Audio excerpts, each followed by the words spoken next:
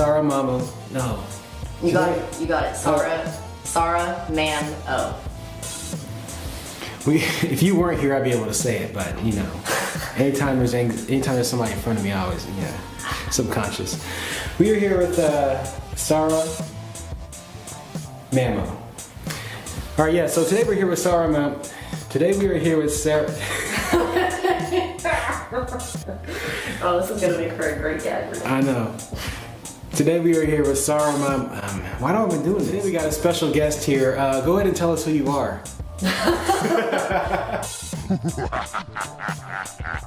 My name is SA-RAH Mamo. I use they and she pronouns. I am from Columbus, born and raised. I'm an activist, poet, organizer, currently a student. I'm a lot of things. But first of all, who got you woke? Like, who woke you up to all this craziness that's going on in the world, and that you can actually do something about it? Mm-hmm. Yeah, my being woke wasn't just like a flip a switch, one and done. It was sort of like when you're in a big room and there are a bunch of lights and you turn the lights on and then it takes a while for all of them to turn on. That's very similar to like what my process of being woke was. Because I was, I think, 16 when, Trayvon Martin was killed in Florida. And I remember I'm black, I'm in this predominantly white suburb of Upper Arlington, where no other black people are, and I'm for the first time hearing that cops are killing people, and I followed the case as it was on mainstream media, and I was like, this is bullshit. And then I thought this is just an anomaly that it won't happen again. 2 years later, I'm in college, and then Ferguson happens in 2014, and that was a big radicalizing moment for me. And to be honest, I think that was a big radicalizing moment for a lot of black youth in this country, and generally youth in this country. Once Ferguson happened, I went to my first couple of rallies, really big rallies hosted by C Bus to Ferguson, a local organizing group here. And after that, things just kind of took a life of its own. This time last year, actually, when Mizzou was, flaring up and doing its thing, we actually organized a protest, OSU to Mizzou, got 600 people, I'm told, and that was the first big protest that I did. Right after that, I joined the OSU Coalition for Black Liberation, still in that, and then a couple months later in January, I joined the International Socialist Organization, which I'm still a part of. So it was the Trayvon Martin case paired with Ferguson, paired with just being inundated with images and news of black people being killed, and not only that, but just being inundated with injustice happening everywhere in general, that really just compelled me to take action.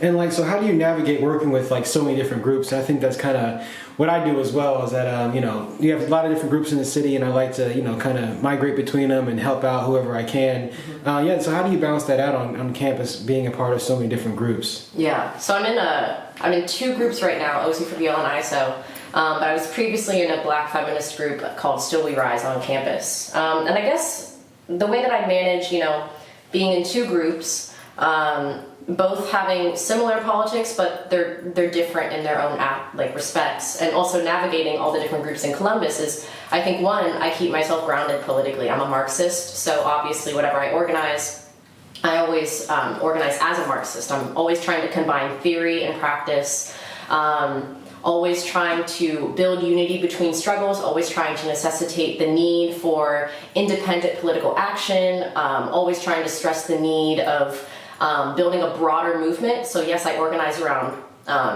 police brutality, mass incarceration, anything related to black people's oppression, and that's what I'm focused on right now, but the thing is, it's a broader picture than that. So I'm moving into whatever struggle I go into with the idea of obviously alleviating whatever oppressions are affecting what I'm organizing around, but also expanding that into other realms of how injustice and oppression and exploitation occur, because as a Marxist, I understand that it's not just police brutality that's the problem.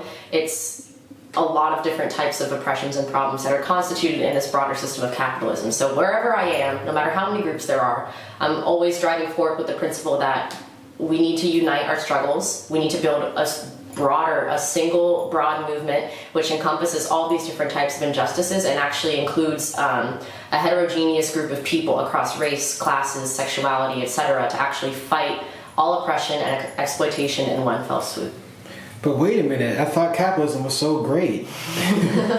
What's the problem with capitalism? So, I mean, there are a lot of things wrong with capitalism, but I will say that capitalism has done a couple things that I think are useful. One is that we're no longer we're in a crisis of overproduction right now. Previously, during the rise of Stalin in like Russia, we were seeing that there was a problem with not being able to produce enough. Capitalism has gotten us to a point where we are actually capable of producing enough to feed, clothe, and take care of all of our citizens. And we have a vast abundance of that. But what we're seeing right now is that all this wealth that's being generated by like the masses of society is actually going to a very small minority of people. There are billions of people working, but only like a select few are making a ton of money off of that. And not only that, but in order to do so, they have to exploit these workers, make them work terrible hours. They use institutions of oppression to divide workers so that they can't actually unite and so that they can't unite and actually fight against the system of capitalism. We're seeing that capitalism is putting us into a crisis of overproduction. Like Africa has become like breeding grounds for just like reaping of resources and people and money and profit, and that's not just the case in Africa, it's anywhere. The US is so money hungry and so power hungry that we're willing to go, and are right now in countries in the Middle East, trying to get their oil, trying to gain political power there to continue to take profit. And like the underlying problem with capitalism is that it does not care about its people. It only cares about its people insofar as there are people doing labor for them. The problem with that is that, of course, you can't just force people to work and expect that it's going to be perfect. In fact, like, the only way that capitalism can exist is if murder and exploitation and violence thrive alongside it.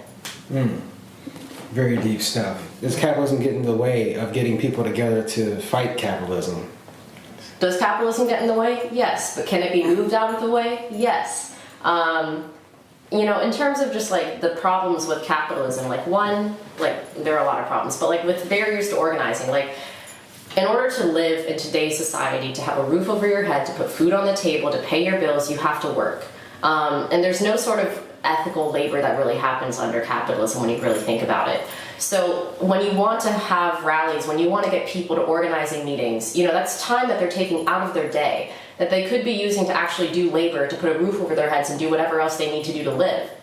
Capitalism actually like inhibits people from being able to be engaged not only in just organizing, but actually inhibits us from being engaged in all the things that we want to be involved in. It just inundates us with work. You can work your way to the top. You can work your way to prosperity and longevity, which we all know is a farce packaged in the American dream. But with barriers to organizing, like a lot of what I get is like, if capitalism's so bad, how has it worked till this point? Like we just have to reform it a little bit and then it's fine. It's lasted for centuries now, so let's trust it. Another thing that I hear is like, what else is there besides capitalism? It's all we know. Like, how are we supposed to even think of a better world or like a different world without capitalism when we haven't had one to begin with? And of course you can say like, there was a world without capitalism and we can get back there. It just takes a lot of work to do so. But also like capitalism, like the way that it operates is twofold. One is having a monopoly on ideological production, on producing hegemonic ideas of like how things should work, how society should be run.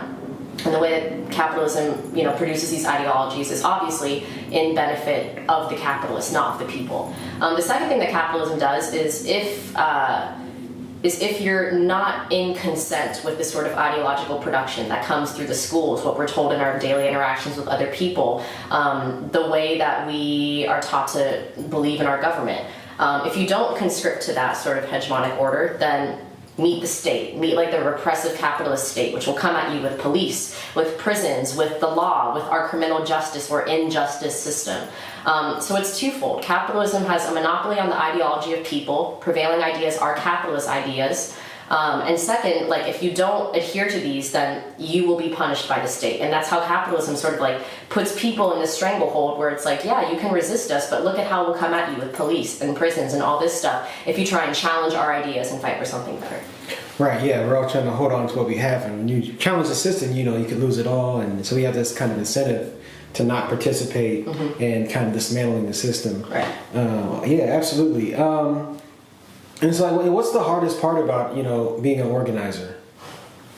Gosh, there are a lot of hard things. I think something that I really had trouble with early on was like, why is it so hard to get people to move? You know, like all of this, we're inundated with violence in our homes, outside of our homes, and overseas, like everywhere. Like wherever you look, there is injustice. Every person that you talk to has faced some sort of injustice, whether it's just like a vitriolic personal attack, like calling someone like a fag or like a nigger or something, or it's something bigger like, oh, I was a black person just riding my bike down High Street and these cops apprehended me and locked me in a cell for 3 days just because they could. And it's hard because you, as an organizer, you recognize all these bad things are happening and you know that it'll take just a broad movement of people building solidarity to do that. The solution seems simple, but it's really hard. There's a mixed consciousness among people in the world right now. So it's not just like we hit everyone and then we bring them all up to the heightened level of consciousness needed to like propel struggle forward. If that were the case, I think we'd be in a very different political context right now. But it's hard knowing that all these bad things are happening, and it takes a lot of legwork to get there. It takes a lot of one-on-one conversations with people. It takes a lot of debate and discussion. It takes a good amount of reading. It takes a lot of being recognized, like understanding the sort of geographic and like political context that you're in your region. And it also is emotionally draining. It's not easy to have to be in organizing meetings trying to figure out how to get people to protest against police brutality and organize something better. It's, you know, the sort of thing that we're trying to bring about with change has yet to happen. So we're doing something that has yet to occur, and it's not an easy thing to try and make happen.